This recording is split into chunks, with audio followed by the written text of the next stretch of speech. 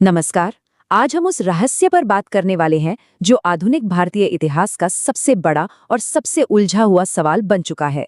Indian national army के supreme commander Netaji Subhash Chandra Bose आखिर गए कहां? इस विश्लेषण में हम सीधे उन डीक्लासिफाइड दस्तावेजों, ऑफिशियल रिपोर्ट्स और फॉरेंसिक सबूतों की पड़ताल करेंगे जो इस पूरी कहानी को आकार देते हैं।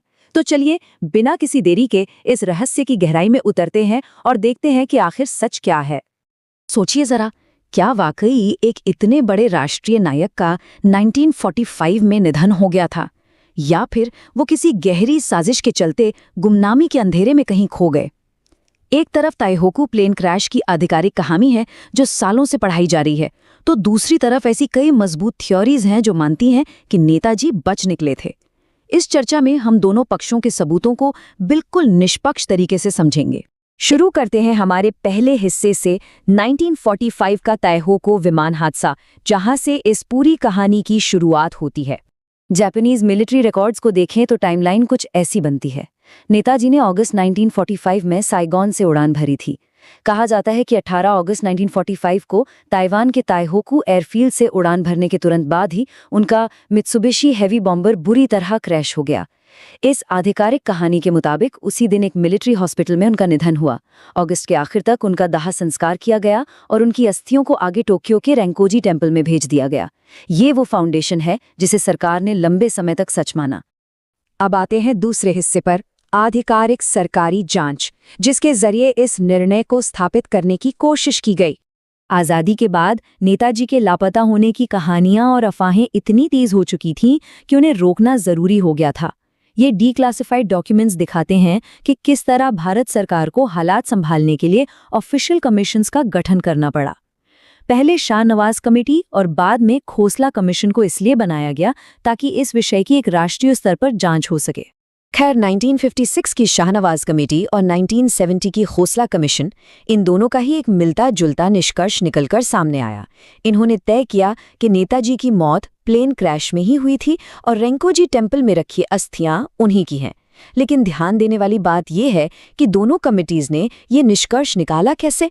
उन्होंने अपना पूरा आधार उन गवाहों के बयानों को बनाया जो उस विमान में नेताजी के साथ थे, जैसे कि उनके aide de camp lieutenant colonel Habibur Rahman. चश्मदीदों की इन्हीं गवाहियों पर सबसे ज्यादा भरोसा किया गया। यहाँ से कहानी में आता है तीसरा और सबसे बड़ा मोड़, मुखर्जी आयोग की असहमति, जिसने पुरानी तमाम रिपोर्ट्स पर एक बड़ा सवालिया निशान लगा दिया। जब 1999 में जस्टिस मनोज कुमार मुखर्जी कमीशन बनाया गया, तब किसी ने अंदाजा भी नहीं लगाया होगा कि क्या होने वाला है। 2005 में जब इस कमीशन ने अपनी रिपोर्ट सौंपी तो उसने सबको हिला कर रख दिया। इन डीक्लासिफाइड MHA फाइल्स के मुताबिक मुखर्जी कमीशन ने साफ शब्दों में डिक्लेयर कर दिया कि 18 अगस्त 1945 को किसी भी प्लेन क्रैश में नेताजी की जान नहीं गई थी। ये पुरानी थ्योरी से एक बिल्कुल ही अलग और चौंकाने वाला दावा था। तो आखिर ये कमीशन इस निष्कर्ष पर पहुंचा कैसे? एक तरफ वो पुरानी रिपोर्ट्स थीं जो क्रैश में जिंदा बचे लोगों की गवाही को सच मानती थीं, पर दूसरी तरफ मुखर्जी कमीशन के पास एक ठोस आधार था, ताइवान की सरकार। ताइवान की सरकार ने आधिकारिक तौर पर कंफर्म किया कि उस खास दिन ताइहोकू में किसी भी प्लेन क्रैश या किसी के दाह संस्कार का कोई भी ऑफिशियल रिकॉर्ड मौजूद ही नहीं है। कमीशन को लगने लगा कि क्रैश की ये पूरी कहानी दरअसल नेताजी को वहां से सुरक्षित निकालने के लिए रची गई एक साजिश थी। अब देखिए सरकार ने इस प्रतिक्रिया को कैसे हैंडल किया। इस गवर्नमेंट मेमो में साफ लिखा है कि सरकार के लिए मुखर्जी कमीशन की इस रिपोर्ट को पूरी तरह स्वीकार करना लगभग नामुमकिन था। सरकार का सीधा सा तर्क ये था कि महज दस्तावेजों या रिकॉर्ड्स का ना मिलना इस बात का सबूत नहीं है कि क्रैश हुआ ही नहीं, खासकर तब जब बहुत से जिंदा बचे लोग मौखिक गवाही दे रहे हों। और फिर युद्ध चल रहा था, जापान सरेंडर करने की कगार पर था। ऐसे में रिकॉर्ड्स मेंटेन ना होना कोई बहुत बड़ी बात नहीं थी। चलिए आगे बढ़ते हैं हमारे चौथे हिस्से पर, साइबेरिया में कैद होने की थ्योरी, यानी हमारी केस फाइल ए। अगर प्लेन क्रैश की बात सच नहीं थी तो नेताजी गए कहां? यहीं से एक और बड़ा दावा सामने आया, जो था याकुत्स्क प्रिजन का। याकुत्स्क दरअसल साइबेरिया का एक बेहद खौफनाक और सख्त गुलाग यानी प्रिजन कैंप था। डॉक्टर सत्यनारायण सिन्हा, जो कि एक डिप्लोमैट थे, उन्होंने एक बहुत बड़ा दावा किया कि स्टालिन के शासन के दौरान नेताजी साइबेरिया की इस जेल में कैद थे। उनका कहना था कि कुछ सोवियत एजेंट्स ने नेताजी को उस कैंप में जिंदा देखा था। ये बात यहाँ खत्म नहीं हुई। डॉक्टर सिन्हा ने अपना ये दावा खोसला कमीशन के सामने भी पूरे विश्वास के साथ रखा था।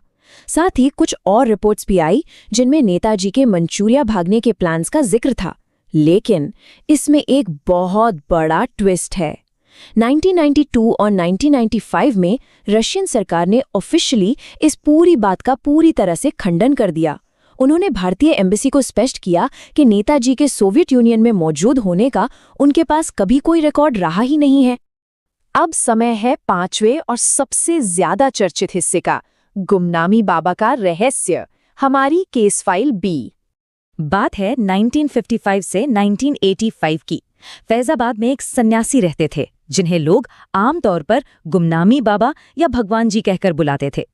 1985 में जब उनका निधन हुआ तो राम भवन में रखे उनके सामान की एक लिस्ट बनाई गई और यकीन मानिए उस कमरे में जो कुछ मिला उसने पूरे देश में सनसनी फैला दी। ऐसी अजीबोगरीब चीजें, किताबें, चिट्ठियां और बोस परिवार की पुरानी तस्वीरें बरामद हुईं जिन्होंने इस अफवाह को आग की तरह फैला दिया कि ये गुमनाम सन्यासी वाकई में और कोई नहीं, खुद नेताजी थे जो अपनी पहचान छुपा कर रह रहे थे। परंतु यहाँ विज्ञान का बहुत बड़ा हस्तक्षेप होता है। ये डॉक्यूमेंट जो आप देख रहे हैं, ये कोलकाता की सेंट्रल फॉरेंसिक साइंस लेबोरेटरी के डॉक्टर वीके कश्यप की डीएनए प्रोफाइलिंग रिपोर्ट है। राम भवन से जो दांत बरामद हुए थे उनका डीएनए नेताजी के परिवार के खून के सैंपल से मैच किया गया और रिपोर्ट का निष्कर्ष बिल्कुल साफ था। ये दांत नेताजी की पैटर्नल या मैटर्नल किसी भी लिनेज से बिल्कुल मैच नहीं करते थे। फॉरेंसिक साइंस ने इस बेहद पॉपुलर थ्योरी की बुनियाद को सच में हिलाकर रख दिया। और अंत में इस पूरे मुद्दे पर कानूनी मोहर लगाई 2019 में जस्टिस विष्णु सहाय कमीशन ने। इस कमीशन के मुताबिक गुमनामी बाबा दरअसल नेताजी के एक फॉलोअर थे, यानी उनके एक बहुत कट्टर अनुयायी जरूर थे, लेकिन वो खुद सुभाष चंद्र बोस नहीं थे। हालांकि आज भी बहुत से लोग इस बात से सहमत नहीं होते, लेकिन कानूनी तौर पर इस थ्योरी को यहीं पर विराम दे दिया गया। और इसी के साथ हम पहुंचते हैं अपनी आखिरी और छठे हिस्से पर, एक ऐतिहासिक रहस्य और उसकी विरासत। एक बात जो सबसे ज्यादा हैरान करती है वो इन डीक्लासिफाइड इंटेलिजेंस फाइल से निकल कर आती है। इनसे पता चलता है कि आधिकारिक तौर पर नेताजी की मौत की घोषणा होने के बावजूद भारत सरकार ने अगले 20 सालों तक बोस परिवार पर बेहद कड़ी निगरानी रखी थी। उनकी लगातार जासूसी की जा रही थी। अब सोचिए, अगर स्टेट पूरी तरह से इस बात को लेकर आश्वस्त था कि 1945 में नेताजी का निधन हो चुका है, तो ऐसी इंटेलिजेंस सर्वेलेंस की आखिर जरूरत ही क्यों पड़ी? यही वो विरोधाभास हैं जो बार बार इस कहानी पर शक पैदा करते हैं। तो पूरे विश्लेषण के बाद सवाल ये बचता है कि जब सारे फिजिकल सबूत आज भी विवादित हैं और डीक्लासिफाइड फाइल्स लगातार एक दूसरे को काट रही हैं, तो क्या ये असुलझा रहस्य ही नेताजी के प्रभाव को और भी ज्यादा अमर नहीं बना देता? शायद इस तथ्य से परे कि 18 अगस्त 1945 को असल में क्या हुआ था, इस पूरी सच्चाई की तलाश नहीं इस महान नायक की लेगेसी को हमेशा हमेशा के लिए जिंदा कर दिया है। सच में ये एक अनंत विचार का विषय है। इस विश्लेषण का हिस्सा बनने के लिए आपका बहुत बहुत धन्यवाद।